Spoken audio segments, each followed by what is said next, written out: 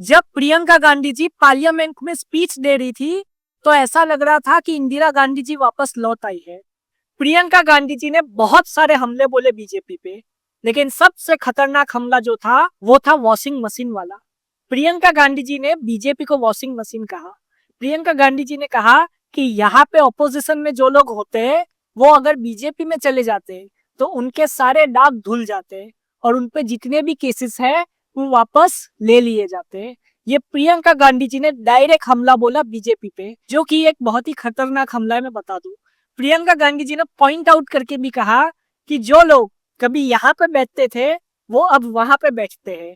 मतलब कि जो लोग कभी पहले अपोजिशन में थे वो आज बीजेपी में चले गए। लगता है कि वो बीजेपी की वॉशिंग मशीन में धुल गए हैं, ऐसा प्रियंका गांधी जी ने कहा। और आज मुझे लगता है कि वो नेता भी पछता रहे होंगे कि हमने क्यों कांग्रेस को या अपोजिशन पार्टी को छोड़ा, क्योंकि कांग्रेस की सीटें बड़ी, हो सकता था वो भी एमपी बन जाते, हो सकता था वो भी इंडिया अलायंस में से जीत के आते। क्योंकि जिस प्रकार से 2024 में लोकसभा चुनाव में इंडिया अलायंस का परफॉर्मेंस था वो बहुत ही अच्छा था। प्रियंका गांधी जी ने यह भी कहा कि मोदी जी हारते हारते जीत गए। मतलब कि जो एनडीए की सरकार है वो हारते हारते जीत चुकी है। मतलब कि उनके पास जो बहुमत आई है वो जैसे तैसे करके आई है, ऐसा प्रियंका गांधी जी ने डायरेक्ट आरोप लगाया। प्रियंका गांधी जी ने वॉशिंग मशीन वाला ये जो बयान है ये बहुत ही सोच समझ कर दिया है, क्योंकि बहुत सारे कांग्रेस के नेता उन्होंने कांग्रेस को छोड़ दिया और वो बीजेपी में चले गए। बीजेपी में जाके उनको शांत कर दिया गया या तो बीजेपी में जाके उनको कोई पोस्ट मिल गई, जैसे कि ज्योतिरादित्य सिंधिया, फिर मिलिंद देवड़ा, हार्दिक पटेल जो कि गुजरात से आते हैं, फिर आरपीएन सिंह, और लिस्ट बहुत ही लंबी है। हेमंत बिस्वा शर्मा जो कि आसाम के चीफ मिनिस्टर है आज, वो भी कभी कांग्रेस के बहुत बड़े नेता हुआ करते थे। तो प्रियंका गांधी जी ने डायरेक्टली ये उन नेताओं को टारगेट किया जिन्होंने कांग्रेस को छोड़ के बीजेपी में जाना सही समझा। क्यों? क्योंकि उनपे जो केसेस थे, उनपे जो ईडी के केसेस थे वो क्लियर हो जाए इसके लिए।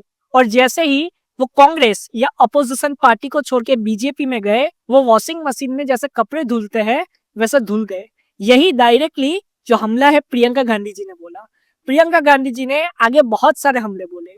प्रियंका गांधी जी ने यह भी कहा कि आज का जो राजा है वो भेष तो बदलता है लेकिन जनता से आलोचना सुनना नहीं चाहता। मोदी जी पार्लियामेंट में नहीं आते। प्रियंका गांधी जी ने यह भी कहा कि जो लोग यहाँ पे है वो वहां पे चले गए, लगता है वो लोग धुल चुके हैं, और जो लोग यहाँ पे है वो सारे लोग बेईमान है, लेकिन जो बीजेपी मतलब कि सामने रूलिंग पार्टी में है वो सारे लोग अच्छे हैं, ईमानदार है, ऐसा प्रियंका गांधी जी ने कहा। प्रियंका गांधी जी ने ये टॉन्ट इसके लिए भी मारा क्योंकि अपोजिशन की जो नेता है ज्यादातर उनके ही घर पे ईडी की रेड पड़ती है।